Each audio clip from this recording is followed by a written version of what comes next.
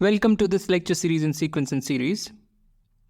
इस लेक्चर में हम 3 टर्म्स इन हार्मोनिक प्रोग्रेशन की बात करेंगे और केवल हार्मोनिक प्रोग्रेशन की परिभाषा पता होना पर्याप्त है। और इसके पहले जो हमने एपी जीपी के बारे में पढ़ा वो सब तो मैं मान के चल रहा हूँ आपको आता ही है। तो हार्मोनिक प्रोग्रेशन क्या होता है? अगर कोई sequence of non zero real numbers दिया हुआ है तो उसे हम हार्मोनिक प्रोग्रेशन में तब बोलते हैं जब उनका रेसिप्रोकल सीक्वेंस एक अरिथमेटिक प्रोग्रेशन होता है। तो ये परिभाषा हमने देखी थी और एक उदाहरण जो दिमाग में रखना चाहिए कि ये जो सीक्वेंस है ये एक हार्मोनिक प्रोग्रेशन है। ठीक है, आगे बढ़ते हैं। Some problems for practice and now let us get started. तो जिस तरीके से हमने देखा था कि अगर 3 नंबर्स दिए हुए हैं तो वो एपी में कब होते हैं उसका एक क्राइटेरियन था, जीपी में कब होते हैं उसका एक क्राइटेरियन था, उसी तरीके से एचपी का भी है। अगर 3 नॉन ज़ीरो नंबर्स दिए हुए हैं तो वो एचपी में तब और केवल तब हैं जब जो मिडिल टर्म है वो ए और सी के रिस्पेक्ट में इस प्रकार से डिफाइन हो जाए या इस प्रकार से बिहेव करे। बहुत ही सरल सी बात है। तो इसको सिद्ध करने से पहले एक बात मैं बोलना चाहता हूँ कि ये जो स्टेटमेंट है ये अपने आप में कह रहा है कि अगर A B C H P में है तो ए प्लस सी ज़ीरो नहीं हो सकता। ये स्टेटमेंट में निहित है, राइट? तभी हम इस क्वांटिटी को डिफाइन भी कर पाएंगे। तो ये स्टेटमेंट को अगर थोड़ा अलग तरह से बोलना हो तो ऐसे बोला जा सकता है कि A B C H P में तब और केवल तब है जब ए प्लस सी ज़ीरो ना हो और B is equal to A plus C. तो मैं लिख ही देता हूँ उस तरीके से क्योंकि कोई कन्फ्यूजन ना क्रिएट हो जाए। So if and only if 2 things.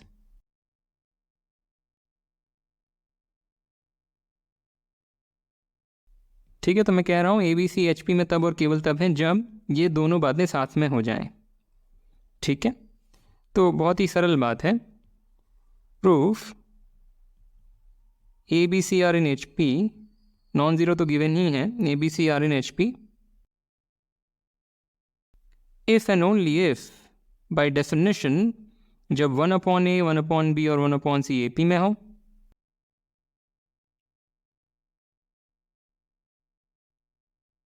पर 3 terms in an A P का क्राइटेरियन क्या होता है कि twice of the middle term is sum of the extremes, which is equivalent to saying twice of the middle term यानी 2 upon b is equal to a plus c upon ac। और यहाँ से clear है कि a plus C zero नहीं हो सकता, क्योंकि अगर ये ज़ीरो होता तो लेफ़्ट साइड ज़ीरो हो जाता, पर लेफ़्ट साइड तो ज़ीरो हो ही नहीं सकता। तो यहाँ से ये बात साफ हो गई कि a plus C is non zero and this is if and only if अगर रेसिप्रोकल ले लें तो b upon 2 is equal to A C upon A plus C, और 2 से क्रॉस मल्टीप्लाई भी कर ही लेते हैं इसी स्टेप में तो हमें ये मिल जाएगा। ठीक है, तो ये जो पूरी रीजनिंग है उससे ये चीज़ सिद्ध हो जा रही है। ये मैं इसको बहुत ज़्यादा नहीं समझाना चाह रहा, बड़ी सरल सी बात है। पर अब हम एक ज्योमेट्रिक तरीके से देखेंगे कि ए और ए बी सी जब एच पी में होते हैं तो हम ये जो बीच वाली संख्या है इसे ए और सी के टर्म्स में ज्योमेट्रिकली समझ सकते हैं, जैसे कि हमने ए पी और जी पी के लिए देखा है, राइट? जीपी के लिए हमने देखा था कि अगर ए बी सी जीपी में है, ए बी सी तीनों पॉजिटिव हैं और जीपी में हैं, तो हमने एक सर्कल बनाया था जिसका डायमीटर का लेंथ था A plus C and so on, वो आपको याद होगा। वैसा ही कुछ हम करेंगे एचपी के लिए। इनफैक्ट हम एक फिगर में तीनों चीज़ें देखेंगे कि ए प्लस सी बाई 2, और रादर ऐसा बोलना चाहिए कि 2 नॉन ज़ीरो संख्याएँ दी हुई हैं या रादर पॉजिटिव संख्या दी हुई हैं, तो हम एक ही फिगर में a plus C by 2 root A C और 2 ए सी अपॉन ए प्लस सी को ज्योमेट्रिकली देख पाएंगे, राइट? तो ये जो संख्या है अगर इसको यहाँ इंसर्ट कर दिया जाए तो ए पी बन जाएगा, ये संख्या है अगर उसे यहाँ इंसर्ट कर दिया जाए तो जी पी बन जाएगी, और इस संख्या को अगर बीच में इंसर्ट कर दिया जाए तो एच पी बन जाएगा। ओके, तो क्या करेंगे, पहले ए लेंथ की एक लाइन सेगमेंट बनाई, ठीक है, और अब हम बैक ट्रैक करके सी लेंथ तक वापस आएंगे। तो ये फिगर बना, जब बैक ट्रैक करके वापस आए तो ये फिगर बना, और अब इसको डायमीटर मानते हुए एक सर्कल बनाएंगे राइट। तो ये सर्कल बन गया with this thing as the diameter, और ये जो बिंदु है ये मिड पॉइंट है डायमीटर का, यानी कि ये लेंथ ये सब रेडियस है इस सर्कल के। तो नोट दैट ये जो लेंथ है ये क्या है, ये लेंथ है a माइनस सी का आधा प्लस सी। क्यों? इतना तो a माइनस सी है, ये a माइनस सी का आधा है, और उसमें अगर c जोड़ देंगे तो ये पूरी लेंथ मिल जाएगी। तो this is that length, but ये है क्या, a plus C by two. तो a plus C by two create हो गया हमारे पास। मान के चलिए कि a और c दो पॉजिटिव नंबर्स दिए हुए थे, तो हमने a plus C by two create कर दिया। अब हम क्या करेंगे, इस बिंदु से टैंजेंट बनाएंगे इस सर्कल पे, और ये मान लेते हैं पॉइंट ऑफ टैंजेंसी है। तो अब इसकी लेंथ हम निकालेंगे पहले, ठीक है। तो ये जो ट्रायंगल है ये एक राइट एंगल ट्रायंगल है, क्योंकि टैंजेंट और रेडियस के बीच का एंगल 90 डिग्री होता है। ये लेंथ हमें पता है क्योंकि ये रेडियस ऑफ द सर्कल है। Radius of the circle is a minus c by two, क्योंकि वो इस चीज़ का आधा है, राइट। तो इस राइट एंगल ट्रायंगल में हमें ये पता है, ये पता है, तो पाइथागोरस थ्योरम से हम ये निकाल सकते हैं, ठीक है। तो ट्रायंगल एक बार मैं कंप्लीट कर देता हूँ।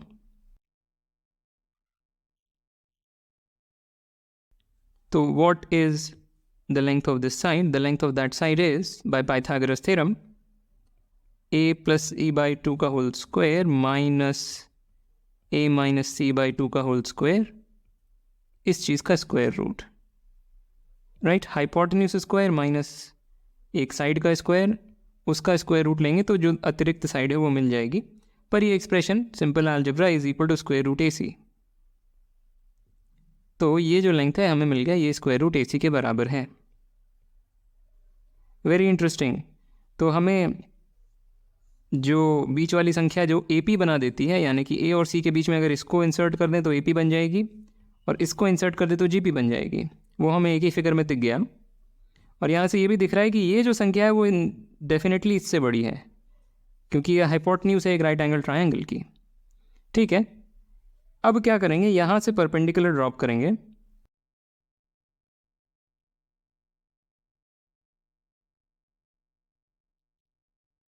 और हमारा क्लेम है कि ये जो लेंथ आई ये वाली, ये हम कहना चाहते हैं 2ac अपॉन a प्लस सी के बराबर है, ठीक है। तो ये कैसे देखें,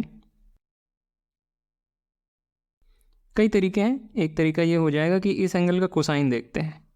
तो ये एंगल को हम कुछ बोल देते हैं, let's say this is theta. तो कॉस थीटा इज, अगर इस राइट एंगल ट्रायंगल में देखें तो बेस अपॉन हाइपोटेन्यूज। तो कॉस थीटा यहाँ से हम लिख सकते हैं बराबर है h अपॉन रूट ए सी के। पर अगर हम इस बड़े राइट एंगल ट्रायंगल में देखें तो कॉस थीटा बराबर है बेस अपॉन हाइपोटेन्यूज के।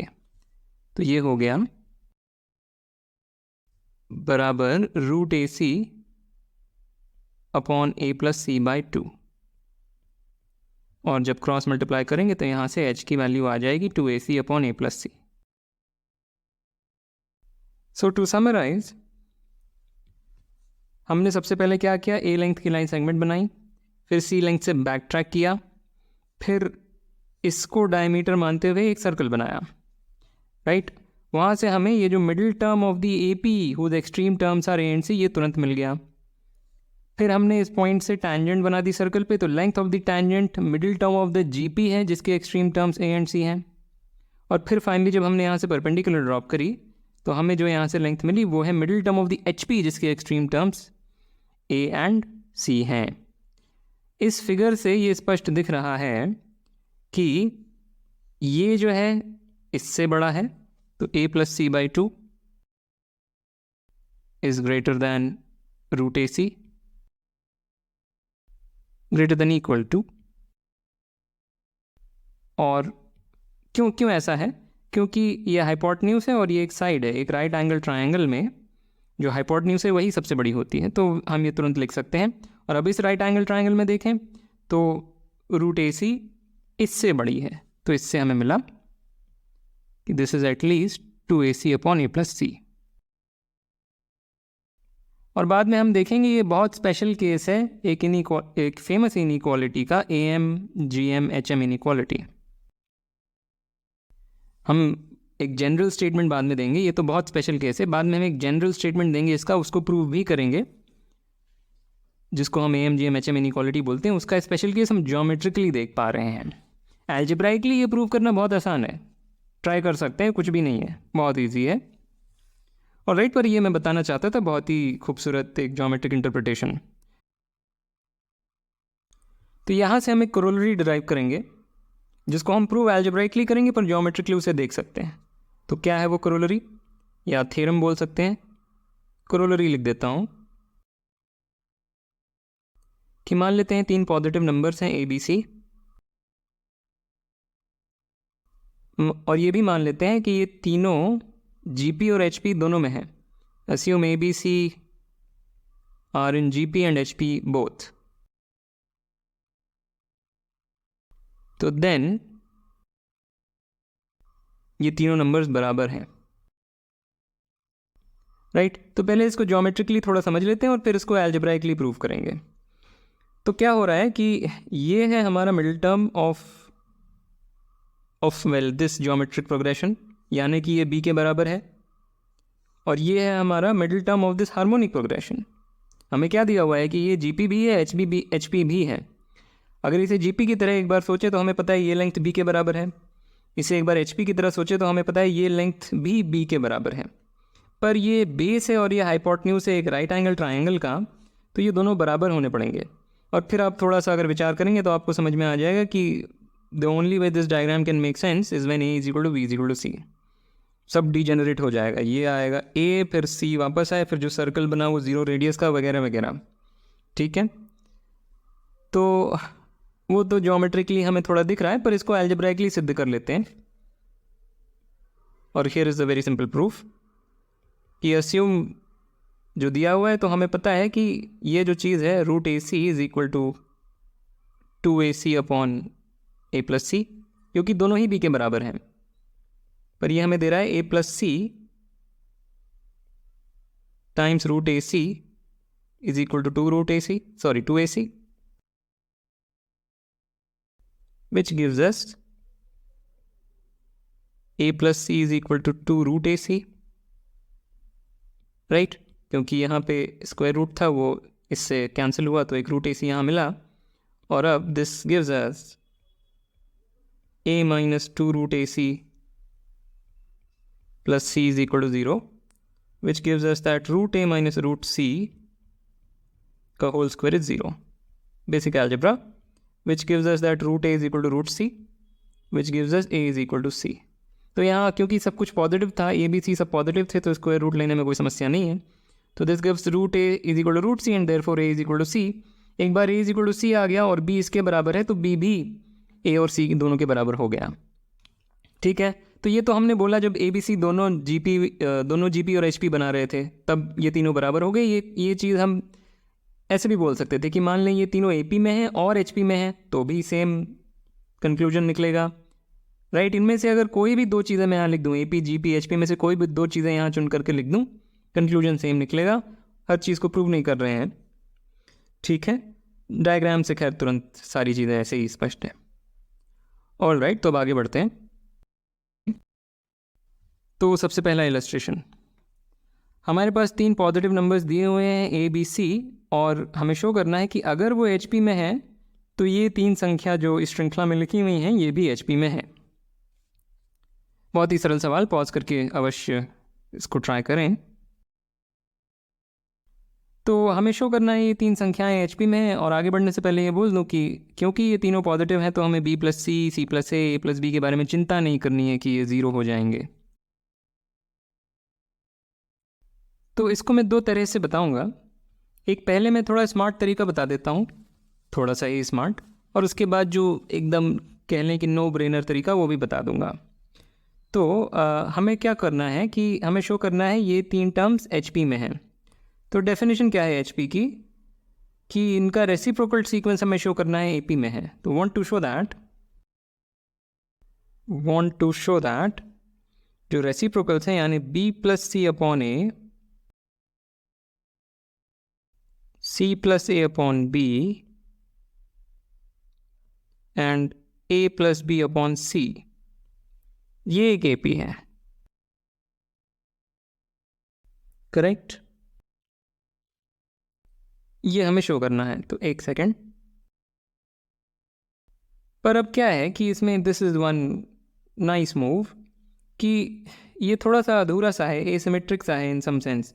तो अगर मैं इसमें +1 कर दूं तो numerator A plus B plus C हो जाएगा, यहाँ पे +1 कर दूं तो भी न्यूमरेटर यहाँ पे भी A plus B plus C हो जाएगा और यहाँ पे भी A plus B plus C हो जाएगा।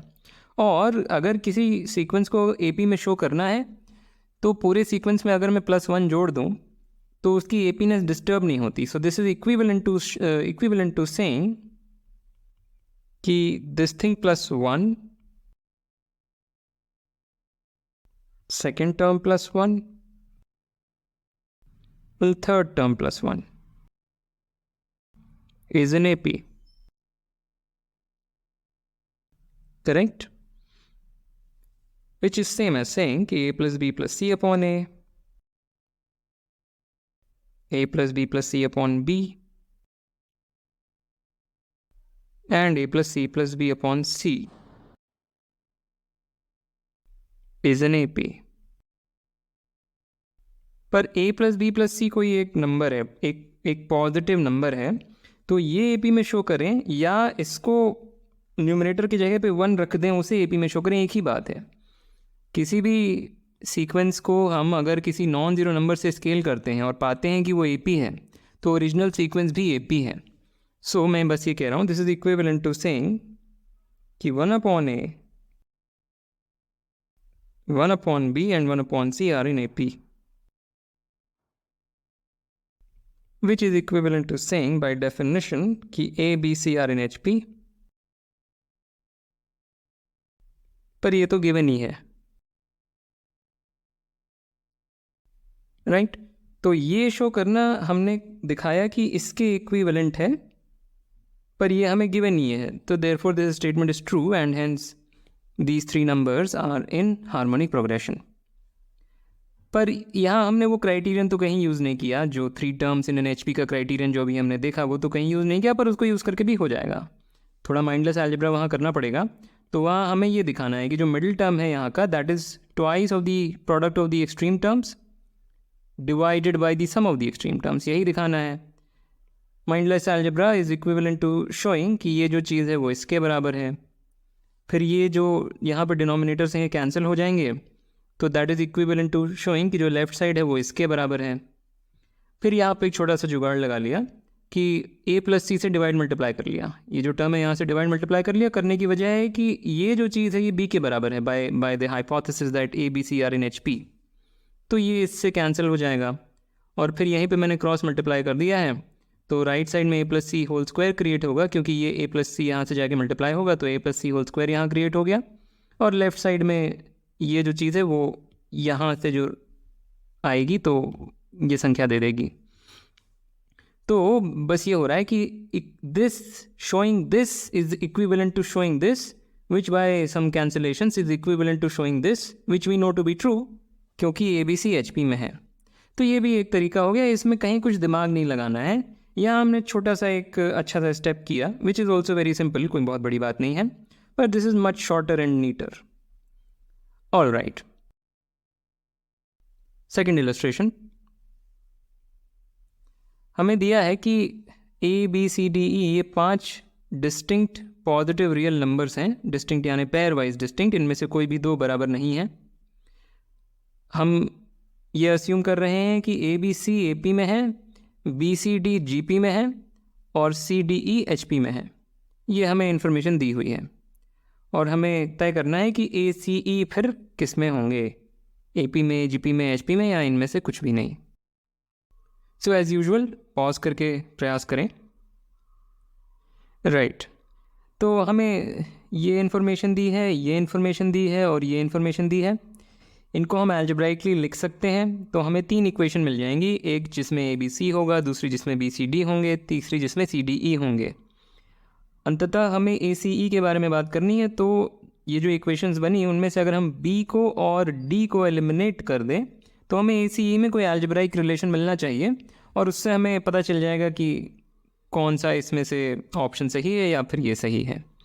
तो बहुत ही सरल सवाल है, राइट। तो जो सबसे पहली इन्फॉर्मेशन है कि ABC AP में है, तो उससे हमें मिला कि 2B is equal to A+C। फिर हमें दिया है कि BCD GP में है, उससे हमें पता चला C² is equal to BD। और आखिर में CDE HP में है, तो उससे हमें पता चला कि D is equal to 2EC/E+C, right. ये 3 इक्वेशन हमारे पास हैं जिसमें हमें B और D एलिमिनेट करना है, क्योंकि हमें केवल ACE के बारे में बात करनी है। तो D तो तुरंत ही एलिमिनेट हो गया, E और C के टर्म्स में हमें तुरंत ही मिल गया। और यहाँ से फिर एक बार जब इस इक्वेशन में D की वैल्यू हम ये रख देंगे तो फिर B भी एलिमिनेट हो जाएगा। तो बस यही है। तो यहाँ से हमें मिला these two things give us कि C² is equal to B times 2EC/E+C and therefore C को कैंसिल कर दिया, क्योंकि सब कुछ नॉन ज़ीरो है तो कैंसिल कर सकते हैं। इनफैक्ट पॉजिटिव दिया हुआ है। So this gives us that B is equal to this expression। और अब ये वैल्यू मैं यहाँ रख दूंगा तो मुझे ACE के बीच में कुछ रिलेशंस मिल जाएंगे, एक रिलेशन मिल जाएगा। So finally twice of this expression for B is A+C, which gives us basic algebra, cancellations, etc.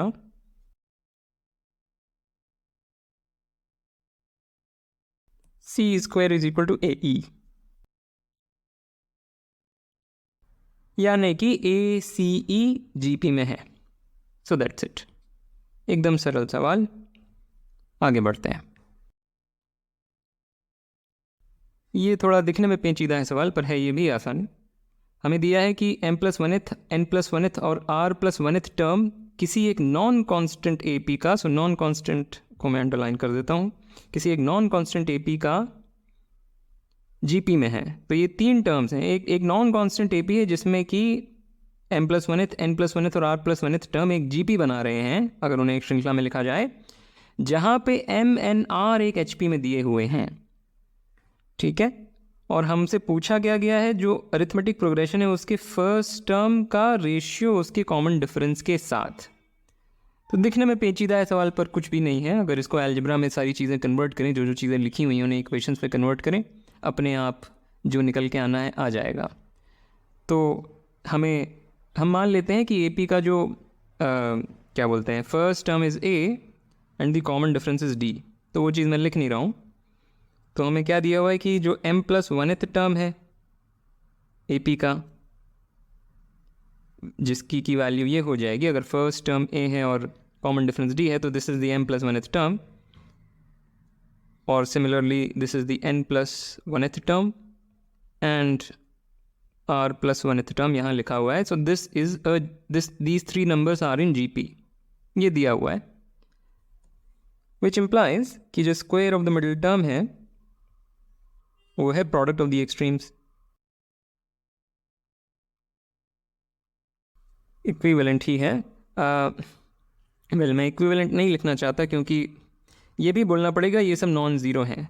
ये क्वेश्चन में दिया हुआ है कि ये तीनों ही नॉन ज़ीरो हैं, क्योंकि ये बोला गया है ये 3 टर्म्स एक GP बना रहे हैं, तो अपने आप ही हो गया कि ये नॉन ज़ीरो हैं। तो वो बात अगेन हम लिख नहीं रहे हैं, अगर कभी उपयोग आया नीचे सोल्यूशन के दौरान तो हम उस बात को बोलेंगे। अभी जस्ट वन वे इम्प्लीकेशन लिख रहा हूँ मैं, ठीक है। So we have this equation, और इसको सिंप्लीफाई कर लेते हैं ब्रैकेट्स होल्ड करके।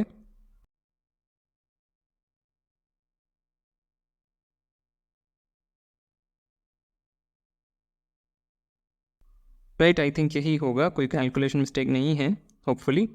सो इसको कैंसिल किया और फिर एक D भी कैंसिल हो जाएगा, पर वो नेक्स्ट स्टेप में कर देता हूँ, नहीं तो सब हौच पौच हो जाएगा। सो this gives us n² D plus 2an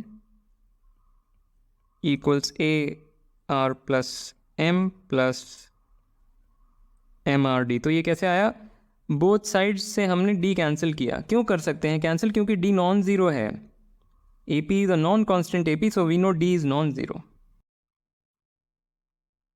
ये हमको पता है। ओके, तो अब राइट, तो हम अल्टीमेटली इंटरेस्टेड तो ए बाई डी में हैं। तो यहाँ से दिख रहा है कि अगर इन दोनों टर्म्स को क्लब करें और इन दोनों को क्लब करें तो ए और डी अलग अलग तरफ चले जाएंगे और फिर हम ए बाई डी का एक्सप्रेशन लिख सकते हैं एम एन और आर के टर्म्स में। सो this gives us this equation where therefore a by d is equal to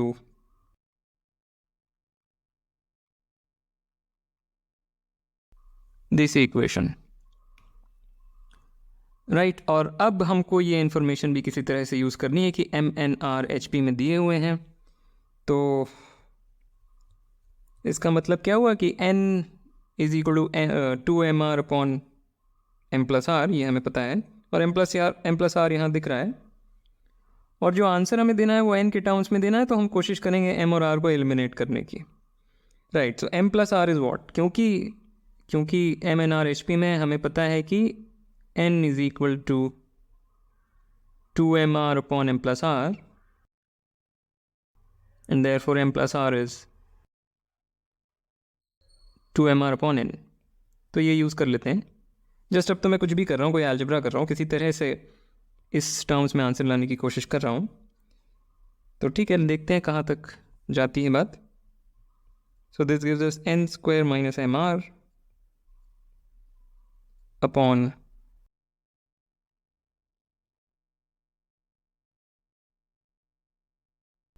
which gives us, by doing basic algebra, ये बन जाएगा n by 2 times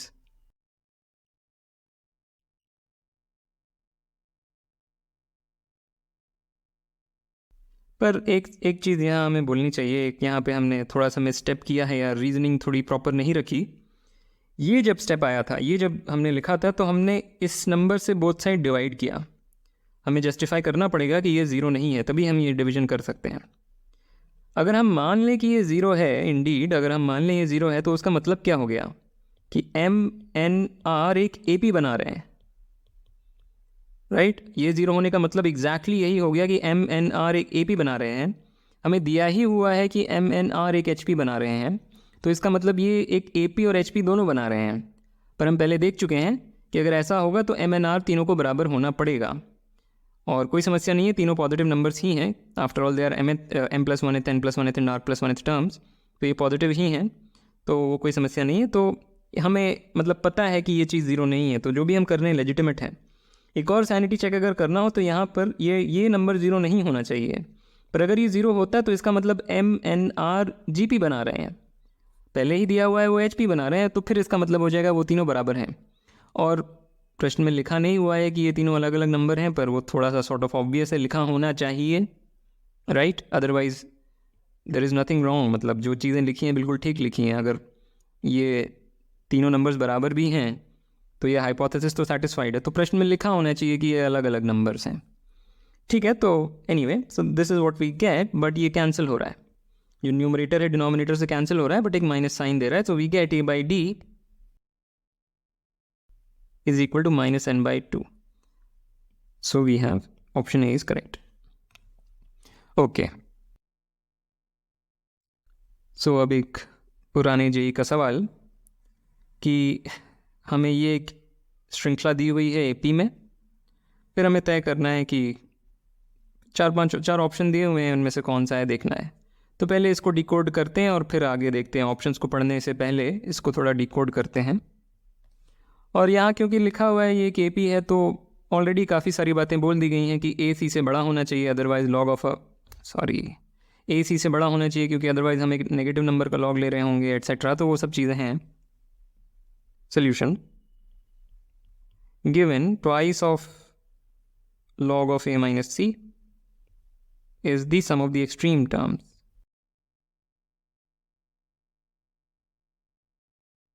which gives us log of a minus c whole square is equal to log of this product log दोनों तरफ से हटा सकते हैं क्योंकि वो एक दोनों तरफ से लॉग हटा सकते हैं, मैं कुछ बोलना नहीं चाहता। लॉग 1-to-1 फंक्शन होता है, मुझे बस यही बोलना था, पर फिर भी। So that gives us a minus C whole square को एक्सपैंड कर लेते हैं, तो a square plus C square minus 2ac,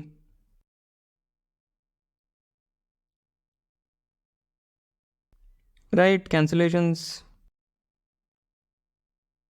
which gives us 2ab plus 2bc is equal to 4ac, just shuffling around, और फिर यहाँ से मिलेगा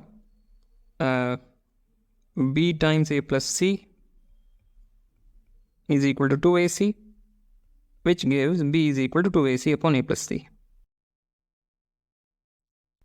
ठीक है, a plus c 0 नहीं है, वो पहले ही सवाल में मेंशन है, क्योंकि उसका लॉग कैसे लेंगे फिर, तो ये सब करना लेजिटिमेट है। और इससे हमें पता चला कि ये एक HP है, ABC एक HP है। बहुत ही सरल सवाल, एकदम basic algebra. Okay, I think this is the last question. तो हमें दिया है कि 4 पॉजिटिव नंबर्स हैं जो कि GP में है, फिर हमें 4 और नंबर डिफाइन करके दे दिए गए हैं, और पहला स्टेटमेंट है कि ये जो नए 4 नंबर हैं ये ना AP में है ना GP में है, और जो दूसरा स्टेटमेंट है वो कह रहा है कि ये 4 नंबर HP में है, और पूछा गया है इनमें से कौन से दोनों ट्रू हैं। सवाल ऐसे नहीं पूछा गया था, उसमें कुछ assertion, reason, statement 1 is true, statement 2 is true, statement 1 is the correct explanation for statement 2 वगैरह वगैरह। I think that formulation is garbage, ऐसे नहीं पूछना चाहिए। हम बस यही यहाँ पे समझेंगे कि स्टेटमेंट 1 में और स्टेटमेंट 2 में दोनों में से कौन कौन से ट्रू हैं। ठीक है, तो 4 पॉजिटिव नंबर्स GP में हैं, तो अब ऐसा कोई सवाल है तो क्या हम इसको थोड़ा टेस्ट कर लेते हैं, हम कोई GP चुन के देख लेते हैं क्या हो रहा है उसमें, राइट। अगर ऐसा मान लेते हैं स्टेटमेंट 1 ट्रू है कि, या स्टेटमेंट 1 को अगर हम जांचना चाह रहे हैं तो हम एक पर्टिकुलर एग्जांपल ले लें। अगर A1 A2 A3 A4 को GP होने का, तो हमें कुछ तो पता चलेगा इस बारे में। ठीक है, तो सबसे सिंपल GP क्या होती है? सबसे सिंपल GP होती है 1 2 2 स्क्वायर 2 क्यूब। तो हम वही करेंगे, A1 इज़ 1 A2 इज़ 2। ये एक एग्जाम्पल हम ले रहे हैं, हम नहीं कह रहे हैं कि सवाल में ये वैल्यूज़ दी हुई हैं, हम अपनी तरफ से एक एग्जाम्पल ले रहे हैं। अगर ये हम ले लें तो B1 क्या बन जाएगा? B1 would be A1, B2 is given to be B1 plus A2, B1 plus A2 is 3, B3 is given to be B2 plus A3 which is 7, and B4 is given to be B3 plus A4 which is 8 plus 7 15। ठीक है, clearly ये एक AP नहीं है। 1 3 7 15 ये कोई AP तो definitely नहीं है, क्योंकि यहाँ पे कॉमन डिफरेंस अगर देखें तो, या ये जो डिफरेंस है सक्सेसिव ये 2 है, और ये जो सक्सेसिव डिफरेंस है ये 4 है, तो ये AP तो डेफिनेटली नहीं है। और ये GP भी नहीं है, क्योंकि ये जो रेशियो है 3/1 और 7/3 ये दोनों बराबर नहीं है। तो कम से कम एक एग्जाम्पल ऐसा है जिसमें कि B1 B2 B3 B4 are neither in AP nor in GP। पर एक एग्जाम्पल ऐसा भी तो हो सकता है, संभव तो है कि जहाँ पे B1 B2 B3 B4 क्या पता AP में आ जाए। जब हम ये बोल रहे हैं B1 B2 B3 B4 are neither in AP nor in GP, तो मैं इसको ऐसे पढ़ूंगा, कभी भी ये AP में नहीं है और कभी भी ये GP में नहीं है। कुछ भी हो जाए ये AP में नहीं आएंगे और GP में नहीं आएंगे। क्या ये बात सही है? मेरे ख्याल से नहीं सही है, क्योंकि अगर मैं इसको एक कांस्टेंट सीक्वेंस ले लूँ 1 1 1 1, ठीक है, तो ये तो एक एग्जांपल हुआ जहाँ पे ये स्टेटमेंट ट्रू साबित हो रहा है। पर एक दूसरा एग्जांपल लेते हैं, इसमें A1 A2 A3 A4 सबको 1 ले लिया, तो इसमें हमें क्या मिलेगा? B1 is 1, B2 would be B1 plus A2, so this would be 2, B3 would be B2 plus A3 which is 3 and B4 would be 4। तो इस बार ऐसा हो गया कि ये AP में आ रहे हैं, B1 B2 B3 B4 is an AP। तो ये स्टेटमेंट मैं कहूँगा फॉल्स है, क्योंकि कम से कम एक एग्जाम्पल ऐसा है जहाँ पर B1 B2 B3 B4 AP में आ रहे हैं। अगर हम बोल रहे हैं B1 B2 B3 B4 neither in AP nor in GP, तो ये इसका कहने का मतलब तो यही होगा कि कुछ भी हो जाए, गिवन दिस डेटा कभी भी ये एपी में नहीं आएंगे और कभी भी ये जीपी में नहीं आएंगे, पर एक उदाहरण ऐसा है जिसमें आ रहे हैं, तो ये फॉल्स है। और फिर ये पूछा गया B2 B3 B4 क्या HP में कभी आ सकते हैं। अगर कभी भी आ जाएंगे तो उससे कुछ नहीं सिद्ध होता। अगर हम ये सिद्ध कर सकें कि हमेशा ही HP में है तो ही ये स्टेटमेंट ट्रू है। पर हमारे पास ऑलरेडी एक उदाहरण है जहाँ पे वो HP नहीं है। ये एक HP नहीं है, हम तुरंत देख सकते हैं। इनफैक्ट जस्ट ये 3 नंबर सी HP में नहीं है, 137, क्योंकि 2AC/A+C इज 7 या 14/8 विच इज़ नॉट 3। तो यहाँ पे ये एक उदाहरण है जहाँ पे ये HP में नहीं आ रहे, तो ये भी फॉल्स है। Okay, so with that I want to end this lecture. As usual, like, comment, share, subscribe, and I will see you next time.